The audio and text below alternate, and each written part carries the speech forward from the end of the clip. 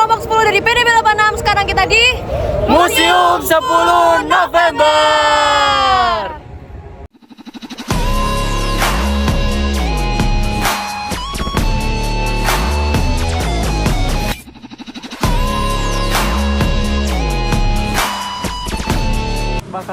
Hai semuanya. Jadi hari ini kita mau pergi ke Museum 10 November buat field study.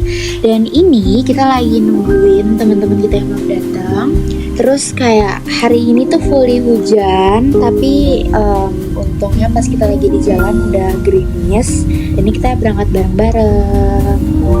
Jadi kita mau field study ya guys ya. Itu Rabu sama si Fadil. Tapi ternyata pas kita udah nyampe di sana, Sudah panas nih, hujannya kita nggak masuk berhenti museum yuk. guys. Nah ternyata guys di sana tuh banyak banget kayak figuran-figuran kayak ini ada mobilnya Bung Tomo, terus ada patung-patung kayak patung-patung pahlawan-pahlawan zaman dulu. Dan ini kita udah mulai masuk ke museumnya dan ternyata ini banyak banget anak-anak UNER yang ternyata mereka juga pada field study.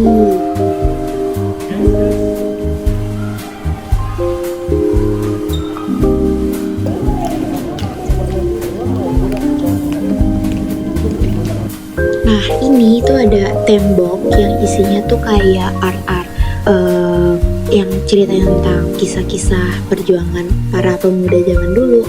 Ini kita udah masuk ke museumnya. Ini ada 2 lantai.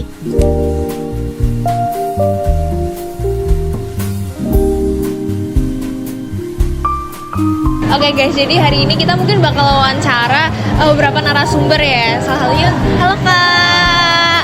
Mungkin bisa dikenalin dulu namanya siapa? Nah, nama aku Nindi, di sini sebagai staf magang. Oke, jadi mungkin aku bakal bertanya dikit-dikit ini ya masalah ini semua. Jadi kalau menurut kakak nih ya, apa aja sih momen-momen penting dalam pertempuran 10 November itu?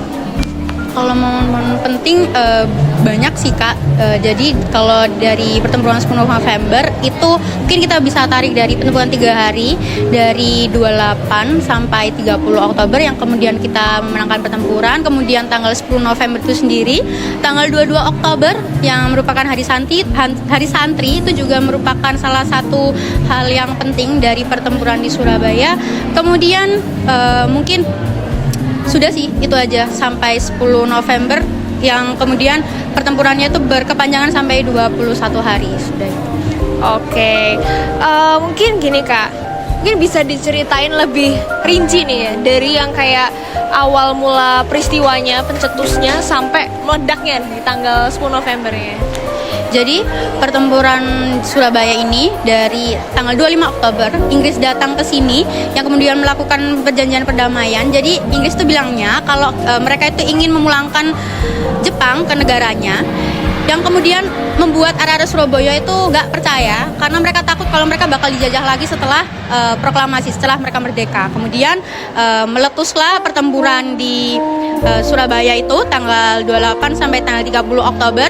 Itu dipicu oleh karena pada perjanjian perdamaian itu Inggris melanggarnya, yang kemudian membuat arah-arah Surabaya marah dan terjadi bentrokan. Yang kemudian kita menang tanggal 30 Oktober, tapi naasnya Jenderal Malabi juga meninggal tanggal 30 Oktober.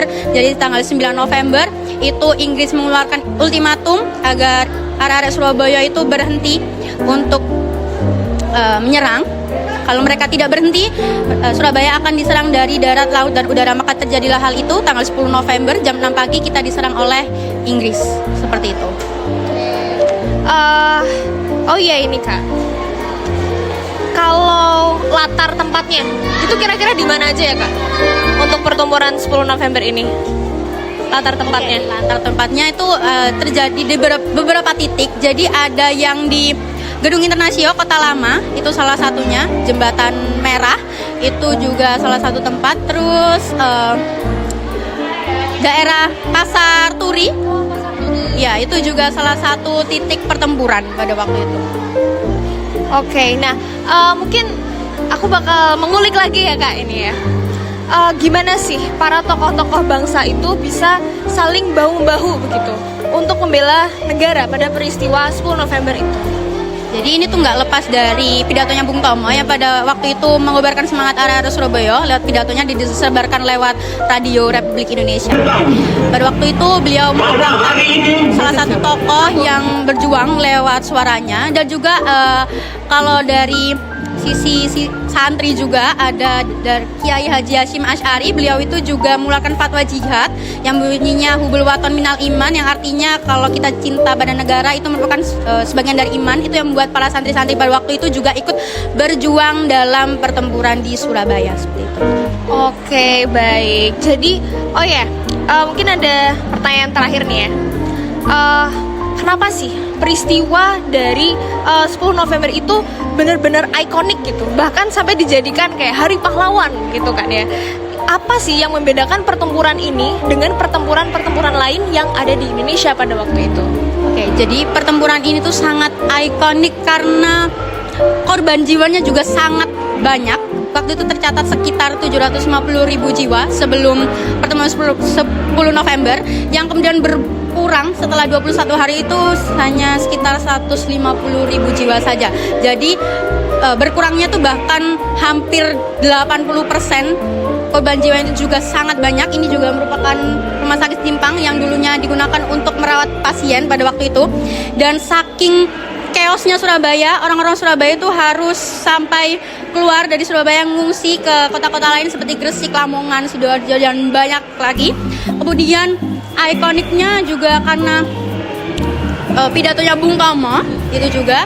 Kemudian semangat arah-arah Surabaya sih yang saking mereka semangatnya itu mereka tuh bisa mengusir Inggris gitu loh. Walaupun pada waktu itu kita persenjataannya tuh masih minim banget, kita juga orang-orangnya juga minim, jumlah kita juga minim, tapi kita tetap bisa mendorong, memukul mundur pasukan Inggris untuk kembali ke negaranya seperti itu. Oke, baik. Jadi mungkin cukup segitu aja dulu ya Kak. Terima kasih banget ya. Iya.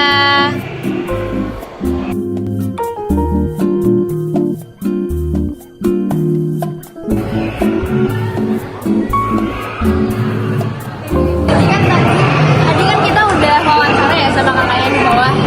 Kamu lagi ngomong. Oke, jadi sekarang kita bakal naik ke atas. Jadi ini kita sama teman-teman naik ke lantai 2. Dan ternyata tuh dari lantai atas pemandangan view lantai 1 tuh bagus banget, kayak futuristik banget gitu loh. Dan ini juga ada beberapa miniatur.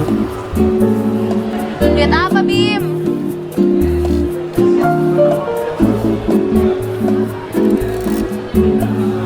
Dan di sini tuh juga ada beberapa lukisan dan juga ada benda-benda peninggalan pahlawan zaman dulu. Dan ini kita satu kelompok tuh mau dengerin pidato yang disuarakan oleh Bung Tomo, dan kita mau mengidentifikasi suara-suaranya. Soalnya kayak bersemangat gitu loh, merinding gitu kita dengernya. Terus kita mau turun dan kita mau pulang. Ini kita lucu kan?